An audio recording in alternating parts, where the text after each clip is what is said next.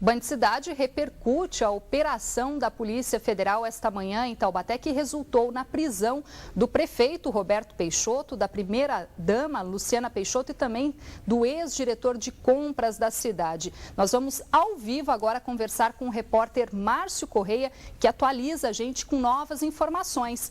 Boa tarde, Márcio.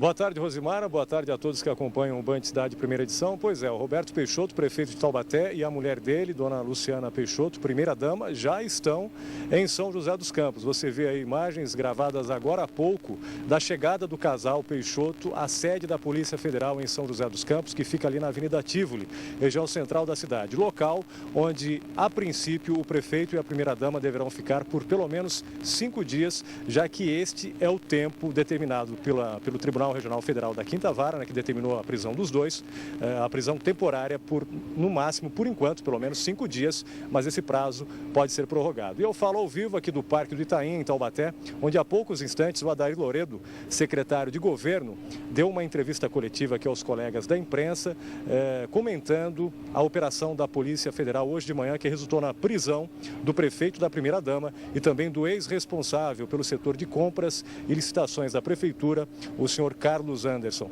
Adair, você falava na coletiva de imprensa que vocês respeitam a operação, mas não concordam com ela. Por quê?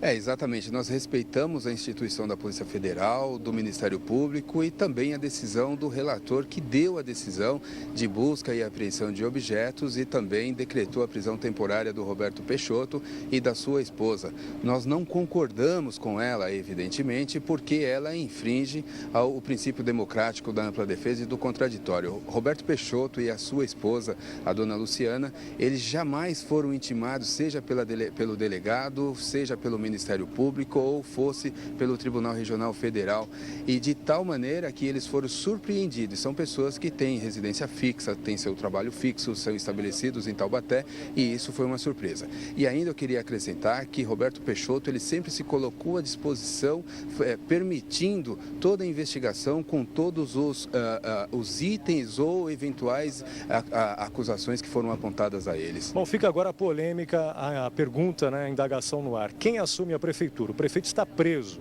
ele está afastado do cargo. É a vice Vera Saba?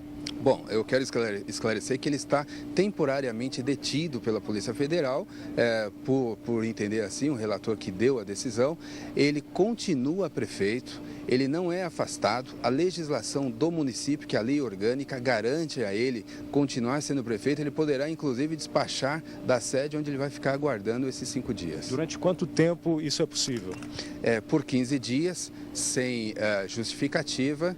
E, a partir daí, com autorização do Poder Legislativo da cidade. Os advogados já estão trabalhando, vão pedir habeas corpus. Como que está o processo de defesa agora? Os advogados do Peixoto já estão trabalhando na confecção do habeas corpus para apontar as irregularidades dessa que decretou essa prisão e vão ingressar com habeas corpus para Roberto Peixoto e sua esposa ainda hoje no Tribunal Regional Federal. Esclarecer, foram 10 mandados de busca e apreensão em Taubaté. Onde que exatamente as pessoas foram? Na prefeitura, com certeza, nós temos imagens e documentos apreendidos. Na casa dele, o que foi levado? Na casa dele, ele levou bens pessoais, né? Não tinha, lá ele não mantém nada que tenha relação com a prefeitura. Levou o notebook da filha dele, coisas muito pessoais. Da sede da prefeitura, levou documentos, e esses documentos, infelizmente, a gente não pode divulgar porque o processo corre em sigilo, mas alguns documentos que têm relação com esta operação. O prefeito e a primeira-dama são acusados de chefiar o que a Polícia Federal classificou como uma quadrilha que fraudava licitações em Taubaté. Vocês não concordam com essas acusações? Houve realmente falhas, mas não diretamente do prefeito? Como que vocês do governo municipal veem essas denúncias? Não é verdade. Roberto Peixoto é um homem honesto. Não existe nenhuma prova que possa constatar que ele participou dessas acusações, seja de organização, corrupção ativa ou passiva, ou formação de quadrilha para tentar tirar vantagem em licitações. Até hoje não se foi provado nada contra Roberto Peixoto. Ele sempre se colocou à disposição e forneceu todos os documentos, oficiou para a Polícia Federal quando foi convocado para tal, disponibilizando todos os meios necessários. Não existe nenhuma prova contumaz que possa aí trazer esse tipo de afirmação. Ok, muito obrigado, secretário de Governo Adair Loredo. Voltamos ao estúdio, Rosimara. Tá certo, Márcio, muito obrigada, e nós vamos continuar acompanhando esse caso no Band Cidade, segunda edição, a partir de 6:45 da noite. A gente atualiza as informações, até mesmo a partir da entrevista coletiva prevista agora à tarde lá na sede da Polícia Federal.